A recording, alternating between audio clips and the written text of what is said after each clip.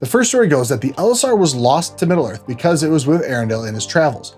But when Gandalf came to Middle-earth, he brought it with him and gave it to Galadriel as a gift from Yavanna to help with building her, being Galadriel's kingdom, and making it the fairest place in Middle-earth. As we noted before, it helped with healing. Then she gave it to her daughter Celebrian, who gave it to her daughter Arwen, who then left it with Galadriel to give to Aragorn. The other story runs like this. Hello everybody, welcome to Aude and Tulava, where we are walking our way through Tolkien's Legendarium.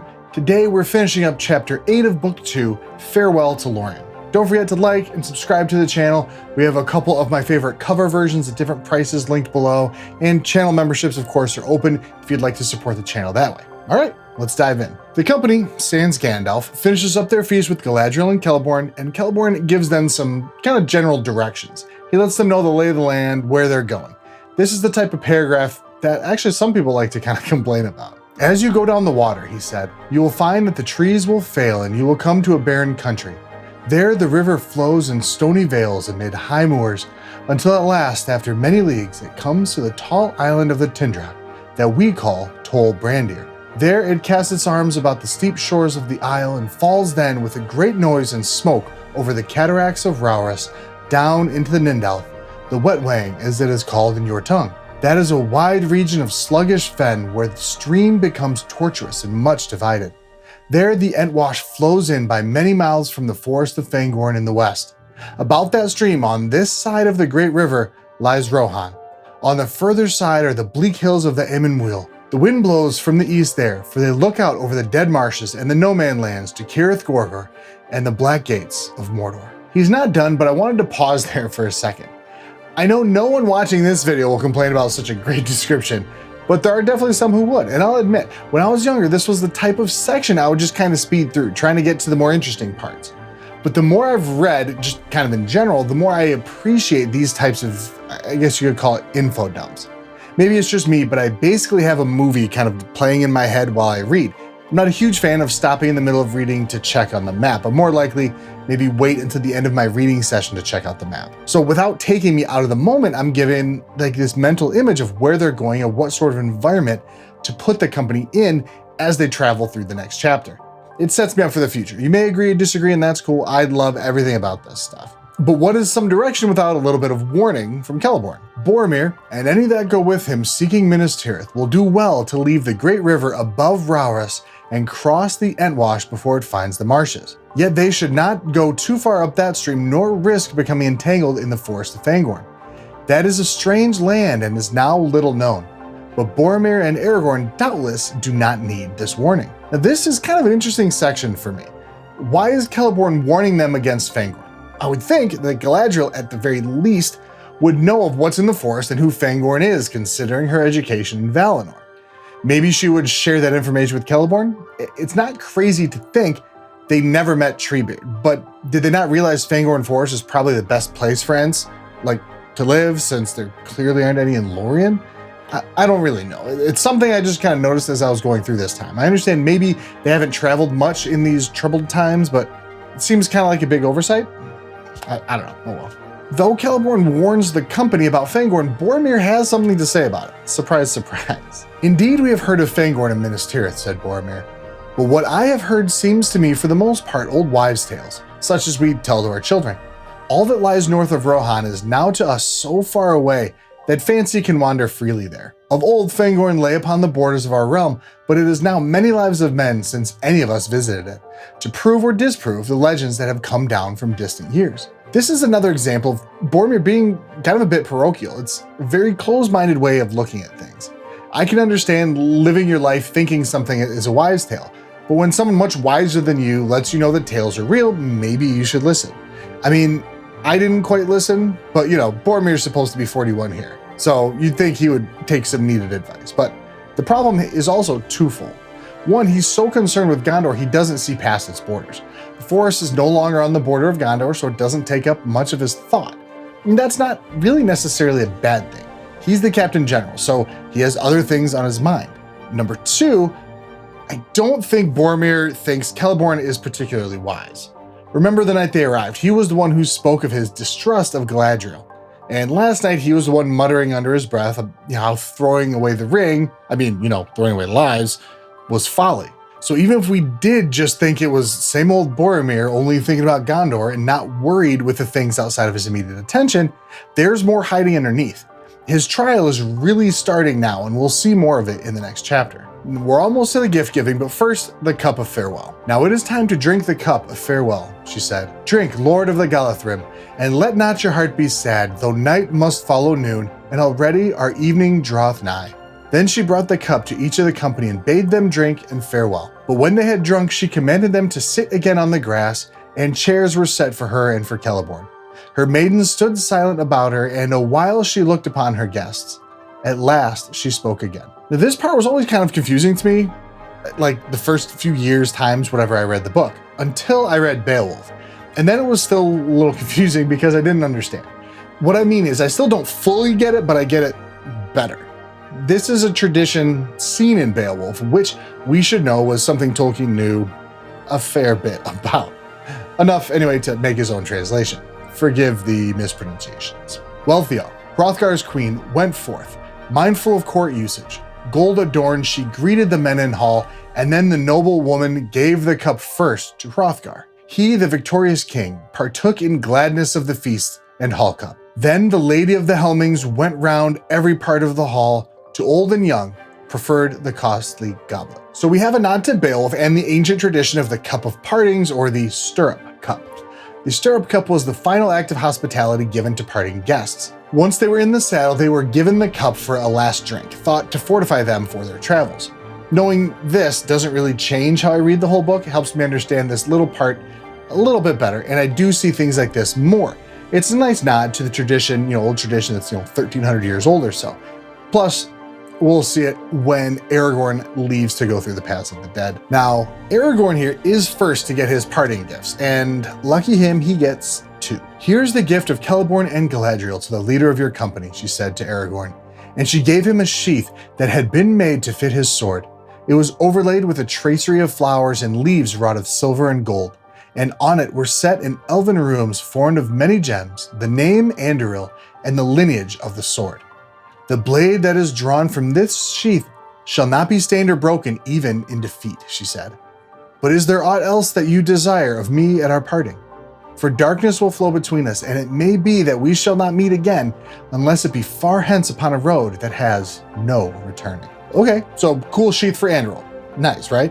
So Hammond and Skull here let us know it recalls the sheath of Excalibur, which was said by Merlin to be worth far more than the sword itself, for it will protect the bearer from injury. I'm not sure Aragorn's new sheath will necessarily protect him from injury, but there is something kind of to that, but maybe not the way that we're thinking. I'll reference our conversation about elven magic first. It may share some traits with the cloaks that they were given and have kind of innate properties, not necessarily meant to protect, but virtue nonetheless, that will help protect its bearer. Next, I'll reference the movie Gladiator. Kind of weird, I know, but bear with me. When Maximus Decimus Meridius is about to get executed, he wrecks the guards. One guy tries to pull his sword, or gladius, on him, and it sticks in the sheath. Maximus says, sometimes the frost makes the blade stick, or something along those lines. Other stains on a blade can cause it to stick in the sheath as well. If a blade, blades aren't kept clean, it can be really bad when you need to get it out quickly. So in a way, that's another form of protection because the blade won't stain. It will always be ready at a moment's notice. And if the blade is never broken, you could always hope for, a battle could turn and you'd be able to win. But enough of war and swords, what about love? Aragorn answered, Lady, you know all my desire and long held in keeping the only treasure that I seek. Yet it is not yours to give me, even if you would, and only through darkness shall I come to it. Yet maybe this will lighten your heart, said Galadriel, for it was left in my care to be given to you, should you pass through this land. Then she lifted from her lap a great stone of a clear green, set in a silver brooch that was wrought in the likeness of an eagle with outspread wings, and as she held it up, the gem flashed like the sun shining through the leaves of spring. This stone I gave to Celebrian, my daughter, and she to hers, and now it comes to you as a token of hope. In this hour, take the name that was foretold to you, Elisar, the Elfstone of the House of Elendil. Then Aragorn took the stone and pinned the brooch upon his breast, and those who saw him wondered, for they had not marked before how tall and kingly he stood, and it seemed to them that many years of toil had fallen from his shoulders. For the gifts that you have given me, I thank you, he said. O Lady of Lorien, of whom were sprung Celebrian and Arwen Evenstar, what praise could I say more? Oh, okay, so there's a lot, and I mean a lot here. I'll touch on a few high points, but I encourage you to get the Hammer and Skull's Companion. They pull from other books like Unfinished Tales, but they kind of pull it all together for you to reference really easily. So what is Aragorn saying here anyway? He's saying his heart's true desire is Arwen, but since Arwen is Galadriel's grandmother, the gift is not hers to give, but Elrond's. We talked about that video or two ago, as you can read the tale of Aragorn and Arwen as well in Appendix A for the full story. But instead of giving her granddaughter in marriage to Aragorn, she gives him a necklace. This necklace was called Elisar, the Elfstone. It's important for a couple of reasons, even though Tolkien had a couple of different stories about this necklace or stone. First, Aragorn was prophesied over that he would be called Elisar, which we'll see again in the Return of the King. The people of Minas Tirith started calling him Elisar because of the green stone he wore. Simple. The second reason it's important is because of the history of the necklace and the stone and what it's meant for Middle-earth thus far. Hammond and Skull, as usual, do a great job of bringing it all together in a concise way. After The Lord of the Rings was published, he went back and worked on the history of the Elisar, he being Tolkien. There are two stories of the one Aragorn is wearing, but they have the same starting point. The stone was made in Gondolin for Idril, the daughter of Turgon, the king, by the greatest smith after Fëanor and Eärthil. In Unfinished Tales, it was said of the stone that those who looked through this stone saw things that were withered or burned healed again, or as they were in the grace of their youth, and that the hands of one who held it brought to all they touched healing from hurt. So there's a lot of power there. Idril then gave the stone to her son Arendelle. Yep, coming up again. Arendelle wore it when he sailed to the west in search of the help from the Valar. Hammond and Skull note this is why Aragorn insisted Bilbo add the part about the Green Ring in Bilbo's song in Rivendell, as a side note. This is where things kind of diverge, and I love what Tolkien does here, kind of as a little side note. It seems like he does it when either he doesn't want to make a decision or hasn't fully fleshed out the issue. He does that. He said, use the "it is said," and he does it again here. In ages after, there was again an Elisar, and of this two things are said, though which is true, only those wise could say who now are gone. He couldn't make up his mind between these two continuation stories of the Elisar, so he just says, could be either, we don't know. The first story goes that the Elisar was lost to Middle-earth because it was with Arendelle in his travels. When Gandalf came to Middle-earth, he brought it with him and gave it to Galadriel as a gift from Yavanna to help with building her, being Galadriel's kingdom, and making it the fairest place in Middle-earth. As we noted before, it helped with healing. Then she gave it to her daughter Celebrian, who gave it to her daughter Arwen, who then left it with Galadriel to give to Aragorn. The other story runs like this. The stone was lost as it was with Arendelle. Before Sauron worked his evil with the smiths in Eregion, Galadriel lamented to Celebrimbor that she wanted to make a land to dwell in that would not perish as she foresaw happening to the rest of the world. Celebrimbor loved Galadriel. He lived in Gondolin and was friends with Eärthil, who made the original Elisar. So Celebrimbor made a new Elisar for Galadriel. This was before the 3 Elven Rings were made, so she wanted that power to delay the withering of her little portion of Arda. Tolkien notes too that the stone Celebrimbor made was more subtle and clear than the original, but it didn't have the same power as the light that came from the same sun, which was older and less potent in the Second Age. The sun was made from a fruit of Laurelin, one of the 2 trees of Valinor, so it supports kind of my general theory that those who saw the trees in their youth were inherently more powerful. I guess it's Tolkien's theory too, whatever. The importance of the stone and necklace given to Aragorn doesn't truly make a difference in the importance of it in Aragorn's story, even though one has less inherent power.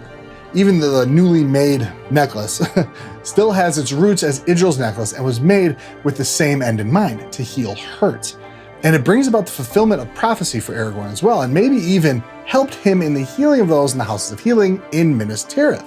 But I'm clearly getting ahead of myself. The next section here makes me laugh a little bit. Galadriel really knew what to get Aragorn and Sam and Frodo, which, we'll see those two in a minute. But what about, Boromir, Merry, and Pippin? I got you guys belts. I mean, I'm sure they're really nice belts. Boromir's was gold and the others were silver. I'm sure they could, melt them down in a pinch or something if they needed money, but hey, here's some belts. Legolas gets a new, stronger bow and some arrows. The defining factor of this bow is it's strung with elf hair. Maybe it would seem kind of weird, but bowstrings were often made of, different things that would be braided, which hair can be. But given how much we've talked about elven magic, how it's really just kind of an innate thing about them and not really something they do, I'd guess the bowstring would be pretty freaking cool. Sam gets his gift next. "For you, little gardener, the lover of trees," she said to Sam, "I have only a small gift." She put into his hands a little box of plain gray wood, unadorned save for a single silver rune upon the lid. "Here is set G for Galadriel," she said, "but also it may stand for garden in your tongue. In this box there is earth from my orchard, and such blessing as Galadriel has still to bestow is upon it. It will not keep you on your road, nor defend you against any peril. But if you keep it and see your home again at last, then perhaps it may reward you. Though you should find all barren and laid waste, there will be few gardens in Middle-earth that will bloom like your garden if you sprinkle this earth there. Then you may remember Galadriel and catch a glimpse of far-off Lorien that you have seen only in our winter. For our spring and our summer are gone by, and they will never be seen on earth again, save in memory." There's not a ton really to talk about with this. Even if we've never read the book before, we can see that the gift won't be useful for a long time. But it really does show how well Galadriel understands Sam. I would guess it's partly because of his experience with the Mirror of Galadriel that she was able to see what was really important to him. I would also hazard a guess to say that she understood that what he saw in the mirror were things that were going to come to pass. She does say to Frodo, the wisest cannot always tell what they see. So I think she knew what was going to happen and not just giving the gift to Sam so he could have a nice gardener like as a just in case, like she knew. And now we come to probably the most memed gift of all. Galadriel asked Gimli what gift he would ask for. "None, lady," answered Gimli. "It is enough for me to have seen the Lady of the Galathrim and to have heard her gentle words." "Hear all ye elves," she cried to those about her. "Let none say again that dwarves are grasping and ungracious. Yet surely, Gimli, son of Glóin, you desire something that I could give? Name it, I bid you. You shall not be the only guest without a gift." "There is nothing, Lady Galadriel," said Gimli, bowing low and stammering. "Nothing, unless it is permitted to ask, nay, to name a single strand of your hair, which surpasses the gold of the earth as the stars surpass the gems of the mine. I do not ask for such a gift, but you commanded me to name my desire." The elves stirred and murmured with astonishment, and Celeborn gazed at the dwarf in wonder. But the lady smiled. "It is said that the skill of the dwarves is in their hands rather than in their tongues," she said. "Yet that is not true of Gimli, for none have ever made to me a request so bold and yet so courteous. So how shall I refuse, since I commanded him to speak? But tell me, what would you do with such a gift?" Okay, so we need to unpack this one too. Clearly, Galadriel doesn't know what to get Gimli, but is surprised, and I might even say flattered by his first response. When pressed, Gimli requests a strand of her hair. Why are all the elves so astonished and in wonderment at this request though? I mean, it's a little odd, sure, but we'll get to what Gimli will do with it in a second to see he's not being all like Silence of the Lambsy. But we do see in Unfinished Tales, even among the Eldar, she was accounted beautiful, and her hair was held a marvel unmatched. It was golden like the hair of her father and of her foremother Indus, but richer and more radiant, for its gold was touched by some memory of the star-like silver of her mother. And the Eldar said that the light of the two trees, Laurelin and Telperion, had been snared in her tresses. So her hair was really just particularly amazing. Most elves had dark hair, but she had golden hair. And not just golden hair, it was a marvel unmatched. And we've talked so many times about the light of the two trees of Valinor. I doubt her hair actually caught the light of the two trees, but with the description, we can understand why the Eldar found it so beautiful. But that's not the only reason it's such an audacious request from the dwarf. Many thought that this saying first gave to Fëanor the thought of imprisoning and blending the light of the trees that later took shape in his hands as the Silmarils. For Fëanor beheld the hair of Galadriel with wonder and delight. He begged 3 times for a tress, but Galadriel would not give him even one hair. These two kinsfolk, the greatest of the Eldar of Valinor, were unfriends forever. Fëanor, the most skilled Noldor ever, and Galadriel's uncle, side note, asked for a tress of her hair. Now, a tress is more than just a single strand, true, but he asked 3 times and he was refused every time. And not only did she refuse the greatest elf of all time, she wanted nothing to do with him afterwards. She rejected the greatest elf of all time. So why does Gimli want her hair though? "Treasure it, lady," he answered, "in memory of your words to me at our first meeting. And if ever I return to the smithies of my home, it shall be set in imperishable crystal to be an heirloom of my house and a pledge of goodwill between the mountain and the wood until the end of days." Then the lady unbraided one of her long tresses and cut off 3 golden hairs and laid them in Gimli's hand. "These words shall go with the gift," she said. "I do not foretell, for all foretelling is now vain. On the one hand lies darkness, and on the other only hope. But if hope should not fail, then I say to you, Gimli, son of Glóin, that your hands shall flow with gold, and yet over you gold shall have no dominion. So he's treating it like a treaty. And he'll basically make art out of it because he'll get a small piece of the two trees, though I don't think he fully realizes that, in his little spot in Aragorn. Hammond and Skull let us know this was similar to kind of a medieval knight, how they would dedicate themselves to a lady, which is definitely something Tolkien would have, again, been familiar with. But the crazy part, Galadriel gives him 3 hairs from her head. Yes, Fëanor asks 3 times and is refused, and she gives Gimli 3 hairs. I'm willing to bet the elves watching this were absolutely flabbergasted.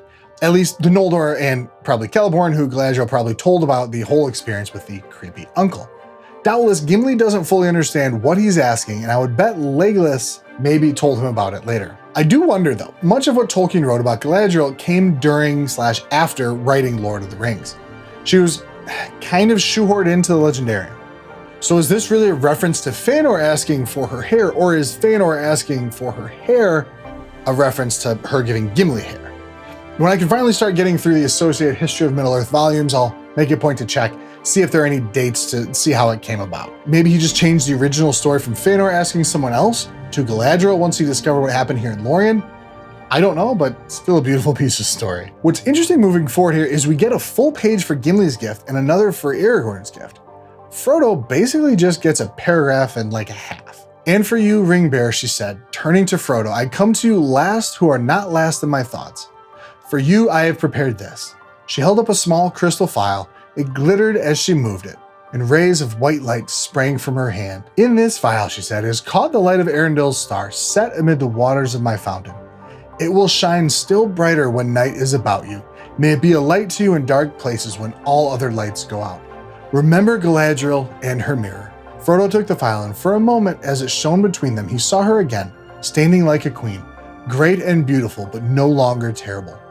He bowed, but found no words to say. So we've spent a lot of time talking about Arundel. Galadriel is giving Frodo light from the silmaril trapped in a vial or phial, I don't know.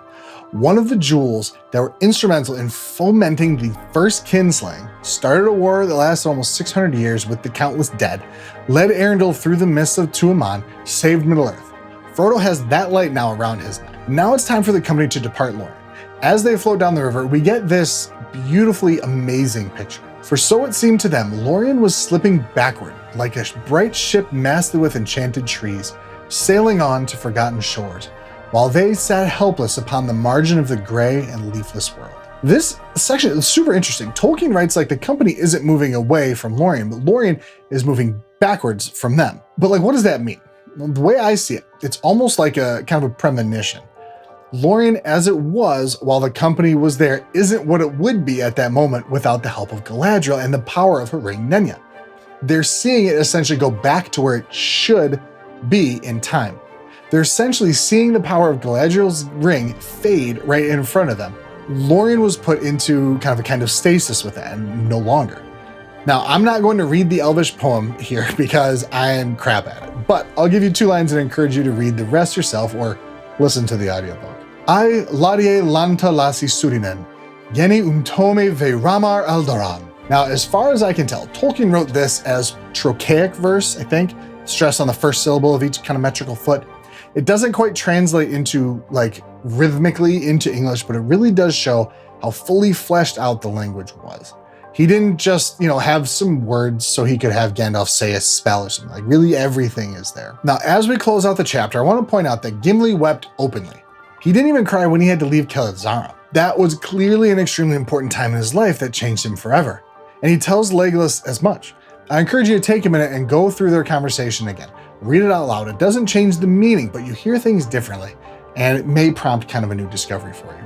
And that concludes Farewell to Lorien. Next week, we'll tackle the exciting journey down the river. Thank you all so much for watching. Please don't forget to like and subscribe, and remember, memberships are open as well. And until next time, always remember, Aude and Tulva, they shall come again.